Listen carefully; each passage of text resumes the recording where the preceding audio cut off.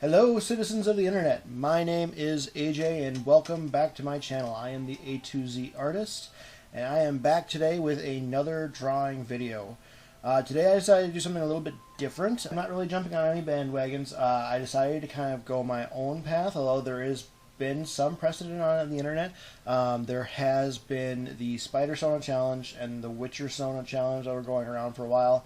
And that got me thinking about all of my kind of favorite game series and game characters that I just haven't really thought about for a long time. And so I went through my catalog of video games that I had available to me, and I found my personal favorite video game, which is Nioh. Now, if you don't know what Nioh is, it's a Dark Souls-like video game. And if you don't know what Dark Souls is, it's just another two words for super difficult video game. They're a fantasy-based video game, so lots of dragons, lots of monsters to fight. Dark Souls was kind of the first. Dark Souls and Demon Souls were kind of the first of their kind to be just difficult for the sake of being difficult. Back in the day, I suppose with the arcades, they would be called quarter killers. So Dark Souls was kind of the first of its kind, and that led into a lot of different companies trying to do the same thing. Nioh was one of those games, and it's one of my favorites because I did have the chance when I was in college to study abroad in Japan, and it was probably one of the best months of my life, getting to walk around and see all of these sites and getting to learn its history. And Nioh really captures that history so well. It places you in the shoes of an actual a fictionalized version of William Adams, who was a pirate that went to Japan and became a samurai. He was one of the first white samurai in the country. It fictionalizes it, puts it into a fantasy setting, but most of the historical information there, like all of the stuff in the Sengoku era, the Civil War that's going on, all of that is fairly accurate, and so it was really interesting for me to go through the game.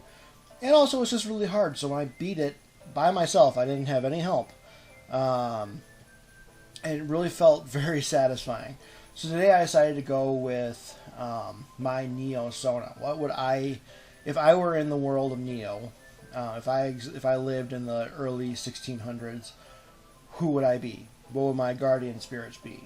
So I wrote the story, designed the characters, picked my two guardian spirits, which I felt were pretty fitting for me, and I went about the process of drawing them. I hope you enjoy, and let's get into it. So to start, let's go through my story idea. So as I've started to do more character designs, I've started to do this first, where I go into an actual story. I'll write the story down. That's my first kind of proficiency, was storytelling and coming up with stories. So I find it's easier for me to come up with a character design if I have a better idea of what the story is. So let me go through the story that I kind of came up with for this character. Albert Smith spent many of his early years growing up in southern Ireland as Aban Mac Gabhan, until after the Battle of Kinsale in 1601. He was 10 at the time. His parents, while loyal to Irish independence, took Aban and his brother, Summerlee, from their home and brought them to London to shelter them from the ongoing civil unrest. They even changed their name.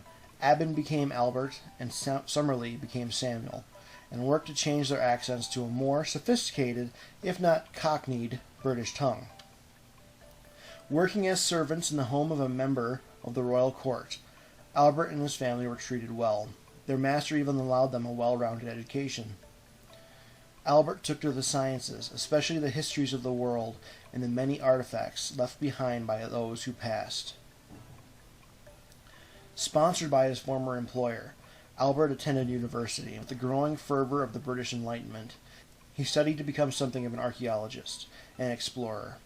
He traveled the world in an effort to truly understand the peoples within it, even if that brought the scrutiny of his peers.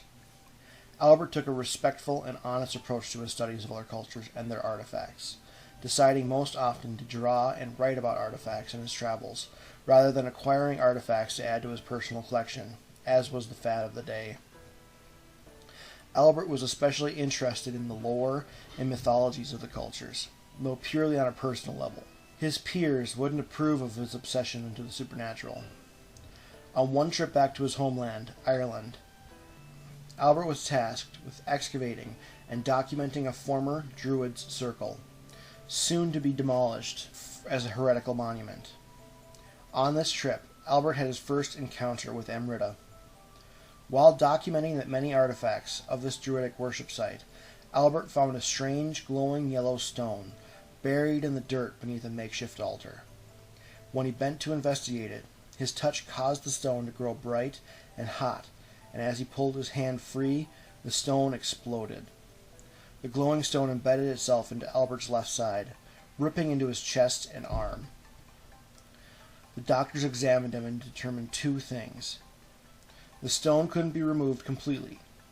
While they had been able to remove most of the surface pieces, those buried deeper were beyond their capabilities. Thankfully, they also determined that they didn't seem to pose any issue to his health, and thus gave him a clean bill of health. Things started to change for Albert Smith then. The stone started to grow and consume his arm. He started to see things. It started with sights at the corner of his vision, or small, almost imperceptible sounds. The flutter of wings, the hooting of an owl. Then one night, the stone in his arm and chest began to grow bright and hot again, forcing him from his sleep. A creature stood at the end of his bed, a monster of skeletal bone.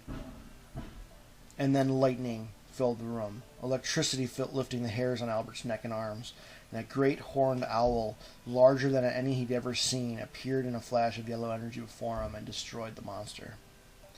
The creature introduced itself as, and I apologize if my pronunciation is terrible, but Scottish Gaelic is not my first language, Cailleach Oish, and claimed a bond with the young man. It shared secrets with the magic stone Amrita, stating that it was the basis for all magical power in the history of the world. Together, Albert and the owl journeyed around the world, seeking secrets of the supernatural history. With the owl's aid, Albert could even pass beyond the veil and see into the shadow realms of the spirits, and could see monsters as well.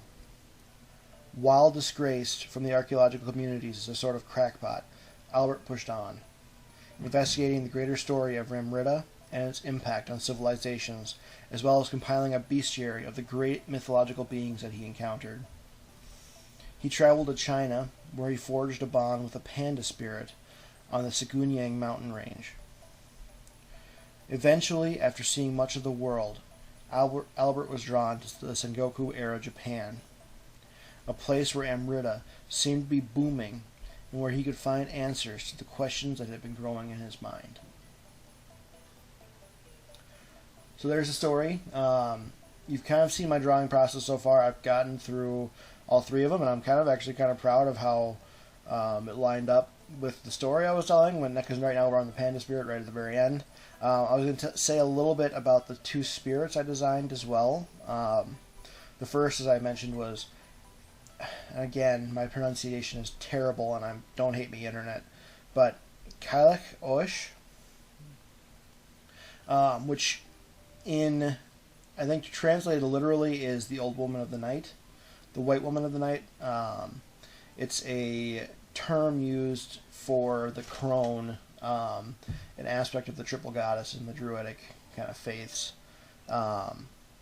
And she's associated with knowledge, the ability to see past deception, silence, darkness, and safe travels through the underworld. And so I thought, as I was designing the owl, I knew I wanted an owl because they're one of my favorite animals of all time, and I wanted to make sure I kind of did that justice, but I also wanted to make sure I went through and picked an aspect of mythology and folklore, partially because I'm really interested in folklore, but also because that seems to be an aspect of Nioh. All of the monsters and creatures that are added into the game, the guardian spirits you get to collect, are all aspects of known mythology. And so I wanted to create some bond with the mythology for my guardian spirits for this character. Then Cailleach Oish is one I hadn't heard about, but it seemed really interesting, and it kind of got me to think about all the living weapons you get in the game are just that. They're weapons. They fuse with your current weapon that you have equipped, and they give them an elemental power, and they make the weapon really big and powerful. And for a character that kind of is slightly based on me, I didn't want to create a character that was combat oriented.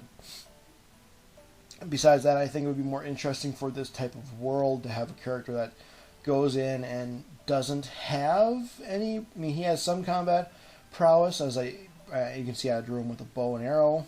So he does have some combat prowess, but to have a character that's not 100% a soldier in a world that is plagued by war, I think that was kind of an interesting story aspect that I wanted to bring into it. Kylek Oish would be a very unique adaptation to that, because it would allow, in my thinking for this, my headcanon, I guess is the best way to say it, is that she would, when she created a living weapon, it would be more of a mask and wings, and allow Albert to travel beyond the veil to the shadow yokai realms, where the monsters and creatures of folklore live in this universe. So I thought that would be kind of a fun twist on the genre and the kind of creature tropes that we've seen in the game so far. And then for the other one, Sugunyang, which is the spirit of China's Four Sisters Mountain. I chose that name first off because Sugunyang is the home of a kind of panda folklore story that I found. It was kind of the story of how pandas got their black spots. And it was a really, really sad story.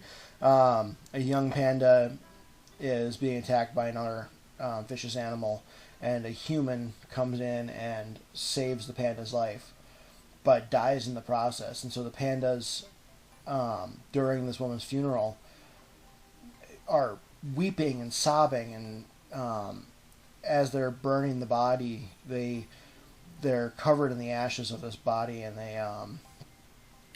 their ears hurt from how loud their brethren are crying, so they cover their ears, creating black spots there, and they cover their eyes because they're crying, and their hands are covered in ash, and their feet are stomping through the ash, and so they get all of these black spots because of that. And so I wanted to kind of incorporate that folklore element into it. Sugunyang, the character I've created, after these events, was granted wisdom and intelligence by the gods of China. She is a chronicler detailing the happenings of the world in great detail, both in writing and in drawing. Obviously creating another story bond to our main character. Sugunyang bonded with Albert during his travels into China to research Amrita, mostly so that she could write and draw more than just the events of her solemn mountain, the details of the world beyond. She gives Albert the ability to bring his drawings to physical life. And I thought that was kind of a fun way to work with the idea of, again, not necessarily a living weapon that becomes a weapon, doesn't empower him to fight, but more kind of empower him to create and protect. Again, this is a character based on me, and creativity and power are kind of tied together in my mind. Creativity is the highest form, like the highest calling of a human being, in my opinion. So, in any form. That doesn't mean drawing or writing. You don't have to be proficient in either of those. Creativity can take any form. But that's kind of what I see as the highest calling of people. And so to have that aspect be represented in this character was important to me. And so I even went so far in the design to include the bow and arrow. The arrow is I try to make it look like the ink that's kind of dripping off the end of the panda's brush, where she's got in her mouth. So yeah, the character would then be able to, accessing the panda's power, be able to bring his drawings to life, and either that would mean drawing creature, and that creature comes to life and protects him, or drawing ammunition or a weapon or something. Usually I would see it more as a protective element, especially for my personal character, less than a offensive. I think that just fits more of my personality. I'm not really as I said before, I'm not really a fighter per se. I'm more of a, I more like to keep an eye on my family and my friends, and make sure that nothing happens to them. That's just kind of who I am.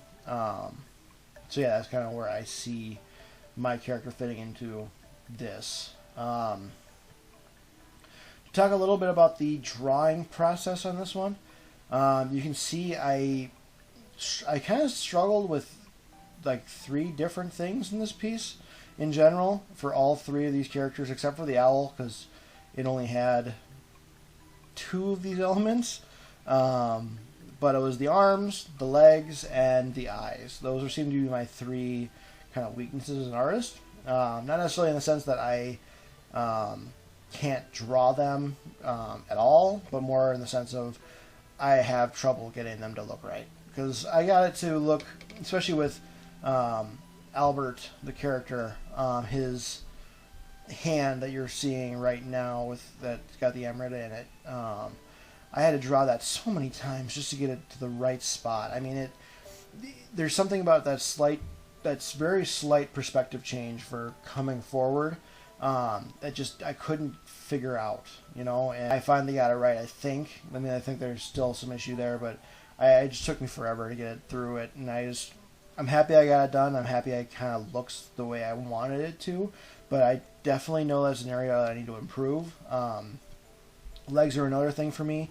You can see, especially with the owl, I went through over and over again. But the problem with the owl was that the reference I had, owls, since they're so fluffy with feathers, it was hard to see where the legs were. And in my style with the ink lines, I have to kind of delineate where everything is. And so not being able to tell where the legs were was kind of a problem. I got it to work, though. I think it kind of looks a little off, but I'm an artist, so I have to nitpick every little detail of my own work, because apparently I'm not good enough at anything. It's just the artist mindset. That's something else I have to work on, because confidence is key, right? I guess. So going through my rendering process, I have what I call the kind of block and erase technique. There are a lot of different kind of coloring techniques, especially with the kind of comic book style I work with. One of the big popular ones is the block, the cut and grab technique, which uses the lasso tool to delineate out an area and then coloring in through that. And that's the one used by like Color with Kurt and by Marta Gracia, who is a hugely popular Marvel artist. But I found with my personal taste, this works faster. Just do a big block of color. Sometimes I'll select a certain color in the flat stage, and I'll lay in a huge block of color that overflows into the areas I don't want it, and then I'll erase out to the point where I like it, and then I can add in small details with the erasing and stuff. I think that process works for me fairly well. It's not a perfect process by any means, but it's definitely one that I found I enjoy, because I think part of the ugly painting phase, if you don't know what that is, it just means that as you're painting, you get to a point where you're looking at it and goes, this isn't what I wanted it to look like. You get to that point, and a lot of people can't get past it, which you kind of need to, because that phase happens in every drawing, which, sad to say, being an artist is hard. But this kind of helps me get past the ugly painting phase, because I can get big areas of color in. For me, that phase comes when everything just looks too flat and too kind of has no personality, and so when I add the big blocks of color, it immediately goes, okay, yeah, I can see where this is going now. I can see that this is where I want to go with this piece, and so it's a little bit easier for me to get past the ugly painting phase with that in mind. Here is kind of, you can see a better sense of my block and erase technique with the owl. And I think this is where it really worked out the best. Getting kind of those areas of under the feathers and delineating out between feathers and stuff. I think that just, it worked so nice. I really love the feather texture I came up with there. It gets a little bit muddy when I start adding in the highlights, but in the shadow phase here is where I think most of my kind of success with this character came in. I did struggle a little bit with the metal pieces that were around it. Metal is still one of the textures I really struggle with, especially really shiny metal, because it's just, there are ways that shadow and light bend around objects at that point that I'm just not 100% sure yet how to capture. I think I did an okay job here, but it was just a weird technique. So right now you can see I'm doing the highlights, and the focus on my highlights today, I've really struggled with my highlights, trying to figure out not necessarily where to put them, but how to apply them, because I can't really come up with an idea where they look realistic. A lot of times my highlights look really washed out or really smoky and kind of gross. So with this one, I wanted to I did try out a little bit of a cut and grab technique where I used the lasso tool and I went around areas that I wanted the highlight, and then I used a brush with incredibly low opacity and drew over or painted over that. I came up with an image I really liked, but it just still not 100% there. I definitely need to practice on that, and I think that's something I'm going to focus on my next couple pieces, is getting those highlights really present and interesting. But until then, I mean, I am happy with this piece, how it turned out. I especially love the character designs for both the owl and the panda. Albert's design is kind of but it's a little bit too based in reference, and I could have done more with like the Emerita arm and some of the other clothing elements. But overall, he's okay. I mean, he's just kind of typical looking. But the panda and the owl I really like. I love how those characters turned out, especially the lighting on them. The guardian spirits in the game, they are their own source of light. They give off light. And so I tried to capture that in a way that seemed to make sense. The panda gives off this purple glow because it's an earth elemental spirit, and the owl gives off a yellow glow for lightning. To make it look like concept art for the game, they did this kind of the same thing, the gray gradient background that with the character on top, and it doesn't seem like the characters are necessarily as tied in to like the color scheme of their characters. Like what I mean by that is the light coming off the characters doesn't seem to be fixed, or doesn't seem to be affecting them very much. So I decided to kind of just leave it as the one source of light and use it, kind of describe it as the sunlight. That's the best way I can do it right now. Like I said, I still have to work on the highlights and stuff in my pieces, but overall I'm fairly happy with this one.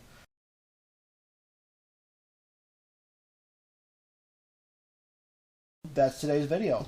I hope you liked it. I'm still, like I said, kind of working on the format of this channel and trying to see what to do, but I'm liking where it's going. I'm liking the kind of challenge aspect I'm doing with this so far. The OC thing here is new for me. I haven't really done an OC since I was probably starting out in drawing in high school, like really pushing that stuff and really focusing on other franchises and stuff. I liked it, and I might do another one of this series, especially because, like I said, Nioh is probably my favorite game of all time. So I might try it again. We'll see later on how I feel about it, but yeah, so that's today's video. I hope you liked it. If you did, be sure to leave a like. I also want you to leave a comment, and I'm going to kind of direct it. I want to kind of, after every video, I'm going to do kind of a question of the day. Today's question is, if you had a guardian spirit, a spirit animal of some kind, what would that spirit be? Be sure to leave that down in the comments. Leave your thoughts down in the comments, and if you really like my channel, be sure to check out my other videos and subscribe.